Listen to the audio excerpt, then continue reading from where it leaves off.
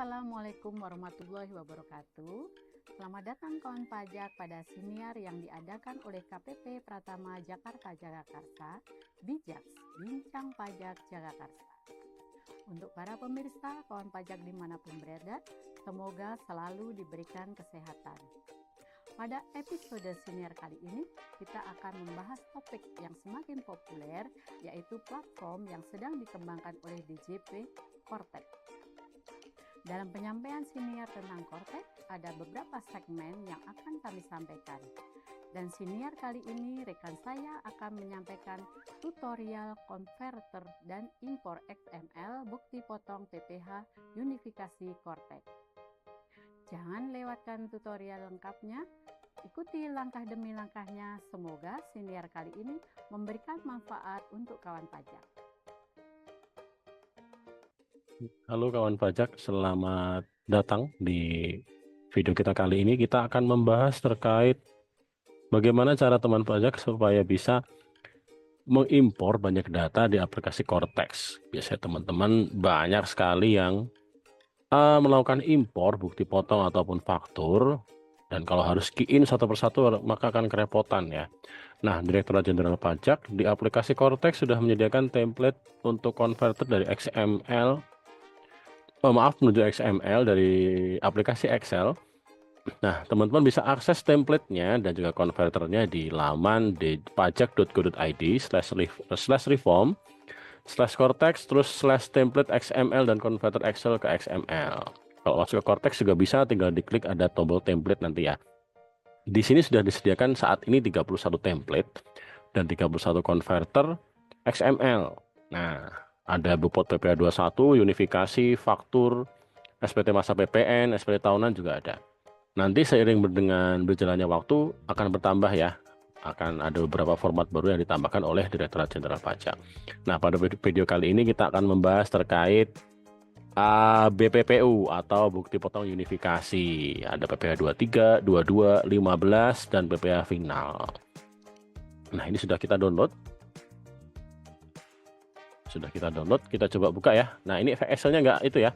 Excel-nya sudah ditentukan dari DJP, sehingga teman-teman tidak perlu tak-atik lagi.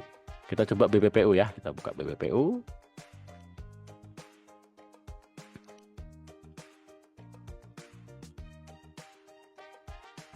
Nah, ini udah ada table berbentuk seperti ini. Nah, dia ada 80, berarti dia bisa beberapa bulan sekaligus ya, tidak perlu setiap bulan mengupload.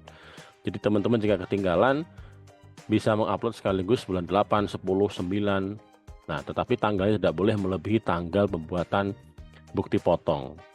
Tanggal minimalnya adalah awal bulan ketika masa pajak itu bukti potong dibuat. Nah, kita perkenalkan terlebih dahulu beberapa table dan juga sheet di Excel-nya. Oh ya, sebelum kita memulai untuk ekspor impor XML, ada dua cara untuk mengekspor menjadi XML. Yang pertama ada di tab developer. Nah, tab developer ini jika teman-teman tidak keluar tab developer di Excel-nya, tinggal masuk ke file, lalu option, lalu customize ribbon. Nah, yang developer jangan lupa dicentang, lalu diklik OK. Nanti dia akan muncul tab developer di sebelah sini. Nah, ini ada tombol export. Nah, ini akan mengekspor table Excel di data kita menjadi bentuk XML. Atau bisa pakai cara kedua, yaitu di save as.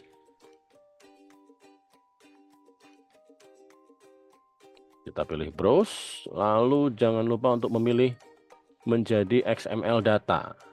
Jangan yang XML spreadsheet 2003, karena ini format lama, Cortex tidak bisa baca. Yang ini bisa dibaca oleh Cortex. XML data ekstensinya sama XML. Nah, di continue tidak apa-apa. Nah, kita perkenalkan beberapa tabelnya ya. Tabelnya sama seperti di key-in di aplikasi Cortex, ada masa pajak, tahun pajak, NPWP, ID TKU atau cabang, fasilitas, bukti potong, kode objek, DPP, tarif, jenis dokumen referensi, nomor dokumen, ada tanggal dokumen, ID TKU pemotong, opsi pembayaran untuk instansi pemerintah, nomor SP2D juga khusus untuk instansi pemerintah, dan juga ada tanggal pemotongan PPH. Nah, teman-teman, sebagai perhatian, apabila teman-teman menggunakan converter, jangan lupa untuk cek sheet referensi dan BPPU-nya di sebelahnya. Referensi ini adalah data-data yang akan kita pakai, termasuk kode objek pajak sudah disediakan semua di sini ya, kode objek pajak, lalu fasilitas juga sudah ada, lalu ada kode pembayaran, juga ada kode dokumennya.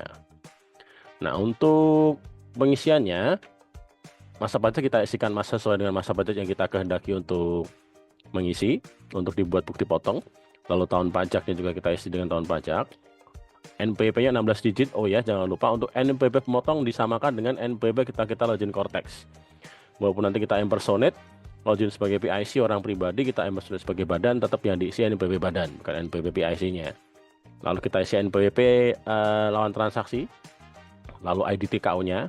Siapa tahu dia cabang ya, kita bekerja sama dengan vendor cabang, kita mengisikan ID TKO penerima penghasilannya adalah ID TKO cabangnya. Nah, untuk fasilitas ada beberapa fasilitas yang disediakan di sini, udah ada drop down listnya.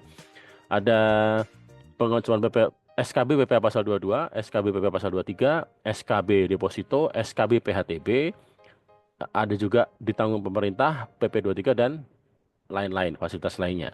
Nah, jika teman-teman tidak ada fasilitas, dipilih yang NA. Tetapi jika ada fasilitas yang digunakan, nanti Cortex akan mengecek dokumen fasilitas tersebut ada atau tidak. Untuk teman-teman nanti yang mungkin masih pakai PP23, sebagai perhatian bisa mencoba generate lagi ya di Cortex itunya, surat keterangannya. Supaya nanti Cortexnya nggak pusing harus connect ke legacy nanti. Lalu untuk kode objek pajak juga sudah di drop down. Nanti kalau bingung teman-teman bisa cek di referensi. Banyak sekali referensi PPh 23. Tarifnya juga sudah disediakan di sebelah sini ya, di sebelah tengah. Jadi teman-teman kalau nyontek di sini bisa dibuka bisa dilihat tarifnya di sebelah sini. Di sebelahnya nama objek pajak. Nah, ini jenis dokumen referensi. Nah, kalau teman-teman commercial invoice tidak akan dicek, tapi kalau teman-teman pilih tax invoice, teman-teman harus masukkan nomor faktur yang sudah dibuat. Dan Cortex juga akan mengecek faktur pajak yang sudah dibuat sama nggak nilai nomornya dengan faktur pajak yang dimasukkan ke dalam bukti potong ini. Nomor dokumen sudah jelas ya, nomor dokumen commercial invoice atau tax invoice-nya. Lalu tanggal dokumen adalah tanggal bukti potong nanti akan tergenerate. Ini ID TKO pemotong. Ini adalah cabang yang dipergunakan yang memotong PPh dari penerima penghasilan. Bisa jadi nanti bukan pusat yang memotong ya, tapi cabang, tinggal dipilih ID TKO pemotongnya. Nah, ini opsi pembayaran untuk ini, dua kolom ini khusus untuk instansi pemerintah. Jadi XML-nya sama, mungkin teman-teman instansi pemerintah yang nonton. Nanti bisa ada pilihan NA jika dia bukan instansi pemerintah. Impres ini LS. Impres ini UP, uang persediaan. Direct ini adalah LS. Nah, kita pilih, kalau kita bukan instansi pemerintah, kita pilihnya yang NA. SP2D ini optional ya.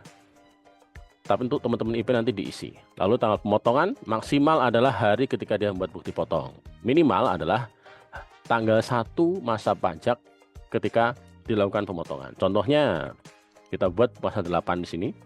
Maka dia nanti minimal pembuatan tanggal pemotongan adalah 1 Agustus 2024 dan maksimal adalah hari ini. Besok tidak bisa memperkirakan masa depan berarti ya. Nah, ketika sudah selesai kita isi semuanya, kita langsung ekspor saja ya. Diklik di developer, ekspor. Pilih direktorinya, kita ekspor. Nah, sudah ekspor, udah selesai, udah jadi XML-nya, kita akan masuk ke Cortex sekarang. Nah, kita sudah login ke Cortex, kita login sebagai orang pribadi dulu ya, orang pribadi. Nanti kita jangan lupa untuk selalu impersonate sebagai badan yang akan kita gunakan.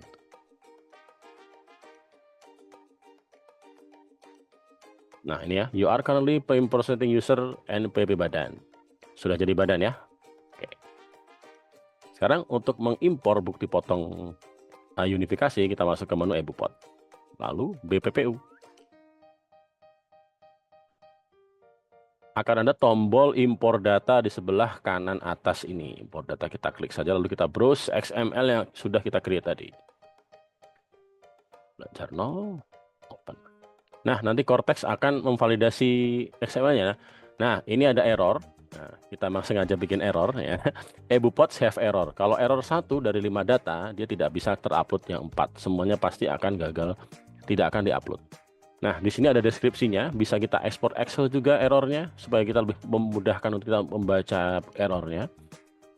Nah, di sini tarif pajak harus 10 untuk objek pajak ini pada baris 5. Nah, tidak bisa disubmit ya, tombol submitnya terbayang. Kita cancel, kita kembali ke Excel-nya. Nah, ternyata emang ini kode objek pajak 403 ini untuk sewa tapi cuma 1%. Jadi tidak bisa di-upload. Kita ganti jadi 10 ya, diminta jadi 10. Terus kita save, lalu kita coba kita ekspor lagi.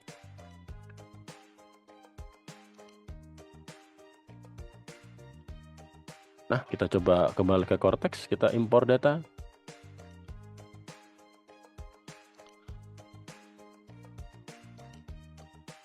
Nah, eBupod is valid. Jadi data yang sudah kita buat tadi udah kita create dan sudah kita input di Excel, datanya sudah valid. Tidak ada pesan kesalahan ditampilkan, tombol subnya sudah jadi biru. Kita bisa submit. Nah, data sudah berhasil diupload. Ini sudah keluar ya, ada 5 ya. Ada 5 data dan juga 5 data sudah disubmitted atau diserahkan. Nah, tinggal sudah diinput, tinggal kita tanda tangani saja. Oke, sudah semua, sudah valid semua, tinggal kita tanda tangan saja. Untuk tanda tangan secara massal, tinggal kita centang di kotak kecil ini, lalu kita terbitkan tombol hijau di sebelah kanan atas.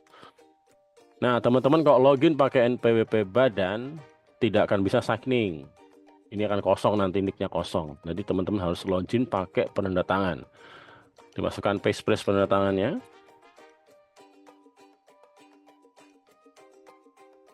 Sudah dikonfirmasi tanda tangan.